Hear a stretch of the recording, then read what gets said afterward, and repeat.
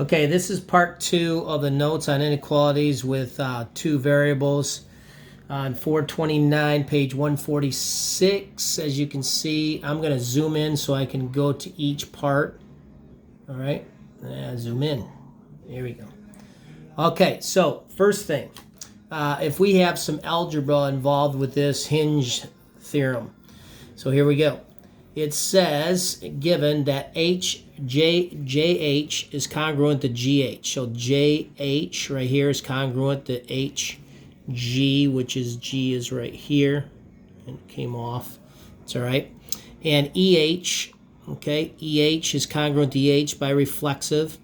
Then JE has to be greater than EG. Why is JE greater than EG? Well, that's 11 and that's 9. So the question is, how do you figure out what X has to be in order for this length and this length to work out? Or this angle, sorry, what I'm calling it lengths. What does this angle is got to be greater than this angle, okay? So what is X if that's the case? So you would first say that 6X plus 15 is greater than 65 because 11 is greater than 9. Solve that and you get 8 1/3. So X has to be greater than 8 1/3 when you solve that. Subtract 15 divided by 6. So the other idea, I must come down here with some facts. You know that any angle is greater than 0 and less than 180. That's a fact. So we are going to say this angle right here, 6X plus 15, is less than 180. What did I say? Greater than? Yeah, greater than 0, less than 180. So we say it's less than 180, okay? And we solve it. It has to be less than 180. So we solve that by subtracting 15 divided by 6, you get 27.5. So to write these two inequalities as one compound inequality, we put the X in the middle, and we say that X is greater than 8 1/3 if you rewrite this. If you look inside out, X is greater than 8 1/3 and at the same time less than 27.5. And that's how you would work the algebra problem. Okay? Now I'm going to come down here and talk about an example of it, and then I'm going to go back to the top. So here's the example. So we have to find the range of possible values for X. Now this time we have the side. So if this angle is 68 and that angle is 55, then we can say that 5X plus 2 is less than 47 because of the two angles and the hinge theorem. So we say 5X plus 2 is less than 47, subtract 2, divide by 5, and we get X is less than 9. So far X is less than 9. Now, by this fact up here, any segment is always greater than 0, or it can't be a segment, unless you're crazy. So anyway, I know you're not. So we say that 5X plus 2 is greater than 0. We subtract 2. We divide by 5, and we get X is greater than negative 0.4. So then we put this as a compound inequality, and we write X is greater than negative 0.4, and at the same time less than 9. Okay, I don't like my negative sign there because I want it to be a small negative at the top there. Okay, and that's how you would work that problem. And let's put some color to that. Yellow. There we go. Now, next, at the top, what if we're doing some proofs? Oh, proofs are back. Yay. Okay, so here's the idea of this problem. Okay, try to square it up a little bit. It says that, this is real simple actually, guys. AB is congruent to AD, although this is overlapping. So it says AB, given that AB is congruent to AD, which is this segment right there, AD. Okay? We got to prove that EB, this length EB, then green, is greater than ED. Looks like it is, but we have to prove it. So the first thing you say, which is easy for you, you should see it in the two overlapping triangles. So we have this triangle and this triangle.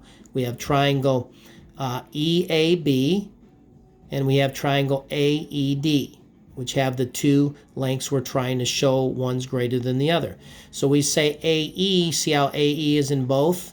AE's in that segment, or that triangle, and it's the same segment in this triangle. So we say AE congruent to AE reflexive. Now we can use angle addition postulate. How? we can say that angle EAB, that whole angle, is equal to the sum of EAD plus DAB, these two angles in orange that I drew here.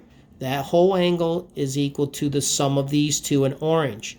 So if that's the case, if EAB, that whole angle, is the sum of these two put together, the two angles in orange, then EAB has to be greater than one of them, which it is. It makes sense.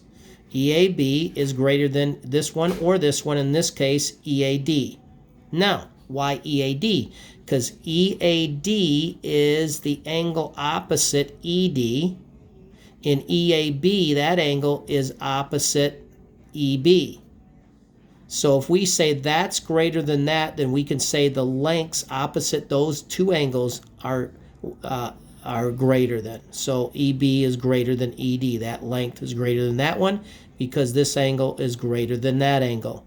And that's definition of inequality, that in step 4, addition property equality, because you're adding segment or angles together. Angle addition postulate. What did I say? Addition property equality. No. Angle addition to postulate. I'm just trying to hurry because I know it's a long video. And then definition of inequality, because that's what that would be because of the definition here, the postulate here, and therefore the hinge theorem here, because that angle is greater than that angle, so this side's greater than that side. Angles to the sides. All right, let's talk about this next one. And these are the last two theorems I'm going to do, or proofs I'm going to do. This is kind of like a flowchart proof.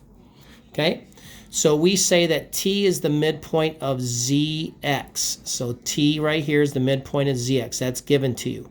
So remember when we talked about that, if you say something's a midpoint, you say their segments are congruent. That's what we do right here in yellow, and I drew them in yellow.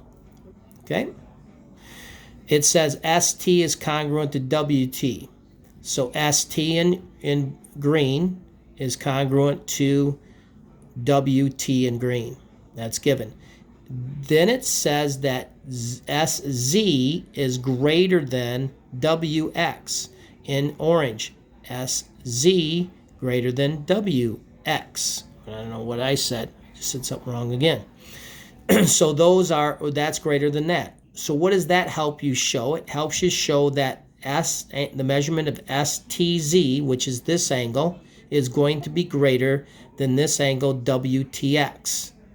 Okay, I call this 1, I call this 2. I like labeling my angles 1 and 2. A lot easier to understand that.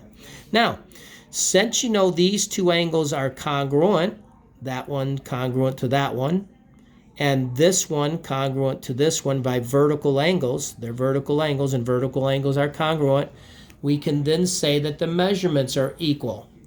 Definition of congruent angles, their measurements are equal. And if the measurements are equal, then we can say that this angle is greater than that angle, which is this angle right here.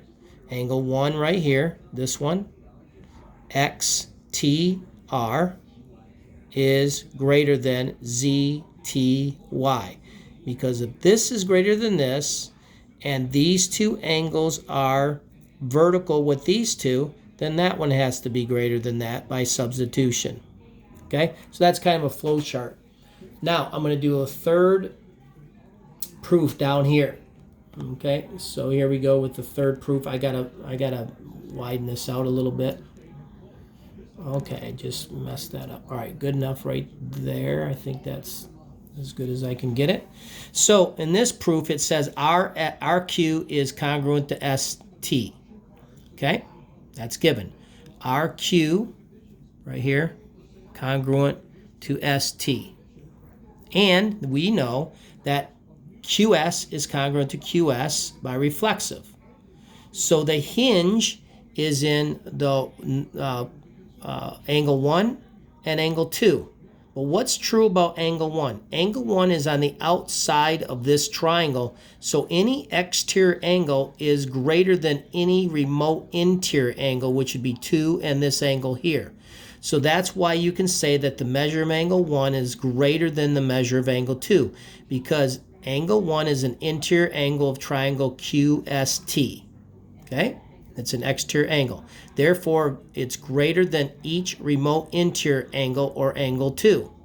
So then we can say, therefore, since we know angle 1 is greater than angle 2, we can say the side opposite angle 1 by the hinge theorem, RS, is greater than the side opposite angle 2, the segment TQ.